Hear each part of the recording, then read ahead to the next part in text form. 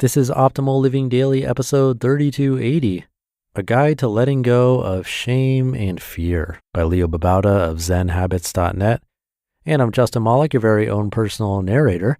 I read to you every single day of the year so that you don't have to go find articles yourself, all in an effort to make your and my days just a little bit better.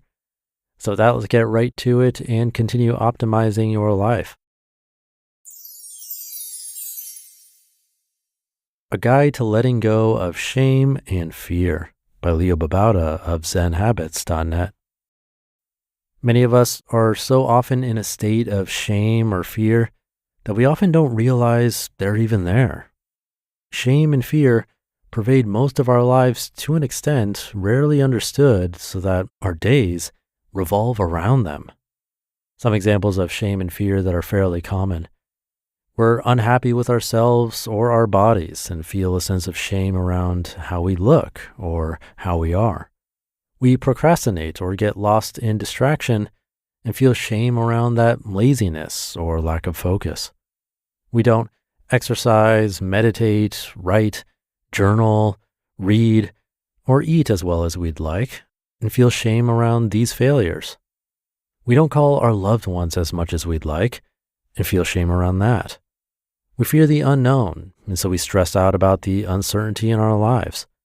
We feel shaky if we have to give a presentation or speech, and so we do worse and feel shame about it, or enjoy it less than we could. We don't speak the truth or have difficult conversations for fear of the fallout of such directness. We shrink away from difficult tasks or projects because of a fear of discomfort or being overwhelmed. We stress out about upcoming trips, meetings, parties, and projects because of fear of how it'll go. So we allow fear to cause us to shrink from taking the action we want or to make those actions less enjoyable. We allow shame to make us feel bad about ourselves and our lives, degrading our happiness and relationships. What would it be like if you were free of shame? How would you act if you were free of fear? Those aren't just idle questions. Take a moment to reflect on them. They allow us to envision who we could be without shame and fear. Imagine that you didn't feel fear. I'm not saying that's possible, but imagine it.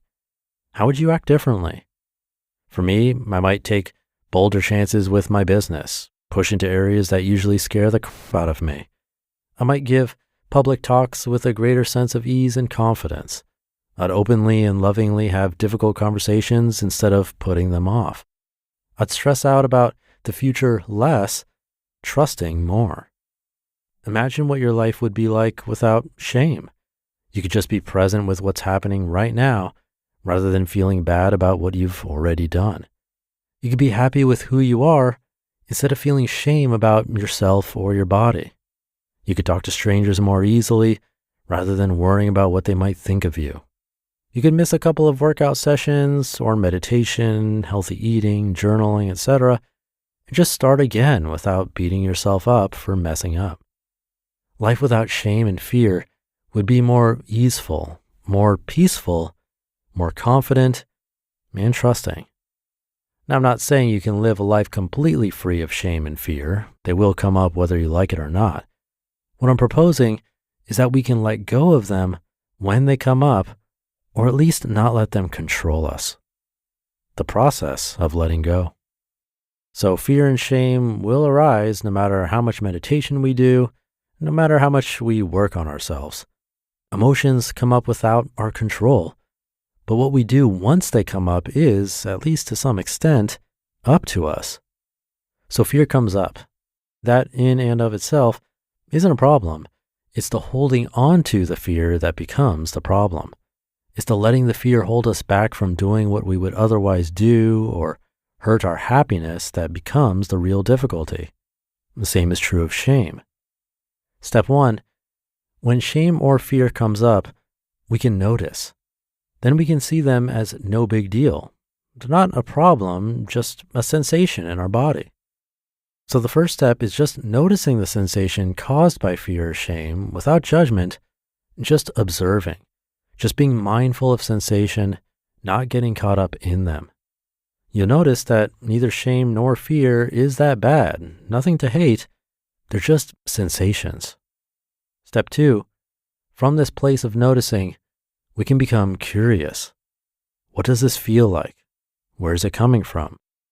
For example, we can feel shame and then be curious about how it feels in our body. Then notice that it's coming from a sense of not liking something about ourselves. Why do we not like this thing about ourselves? Is there an ideal or expectation we've created that causes this dislike? Maybe I think I should be perfect at work or exercise, and I'm not living up to that. For fear, it often comes from a lack of trust and a sense of uncertainty. Maybe we also have an ideal that there will be no uncertainty, only stability and control, and so fear comes up when this ideal isn't met. Step 3, once we notice the ideal causing the shame or fear, we can begin to loosen our attachment to it. Is the ideal something that's helpful, or is it harming us? Where did it come from? Who would we be without that ideal and the fear or shame that it causes?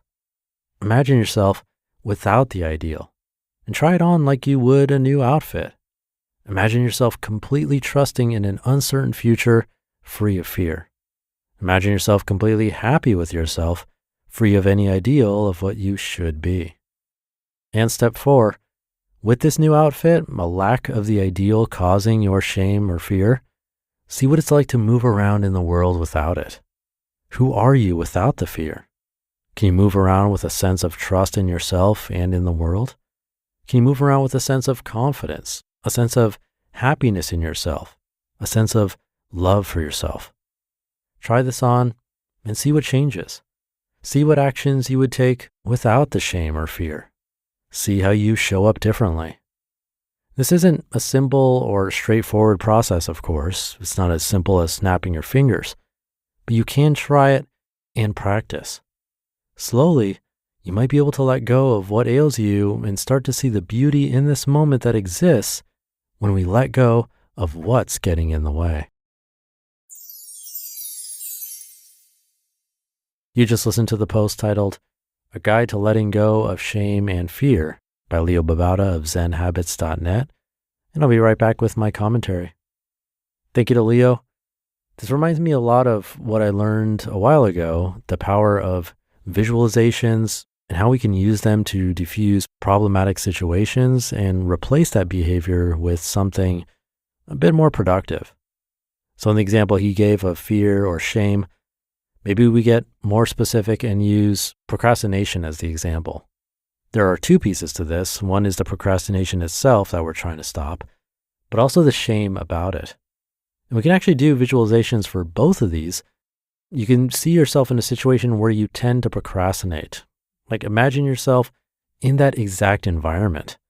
What are you thinking? What are you doing? See what's going on when you procrastinate. Maybe you're distracting yourself. Then think about a time when you really felt your best, maybe when you accomplished something. Really feel that. And then while you're feeling that, go back into the environment where you tend to procrastinate. What would the best version of yourself do instead? Really try to feel that. The more we do this, the more likely we'll respond in the best possible way when that kind of situation comes up again. It's a pretty simple practice, but it can be really powerful. So definitely try it out. And if you really like this idea and feel like you'd want audio guiding you through it more slowly, these visualizations, let me know. You can get in touch through oldpodcast.com. But with that, have a great weekend. Thank you for being here, and I'll see you tomorrow, where your optimal life awaits.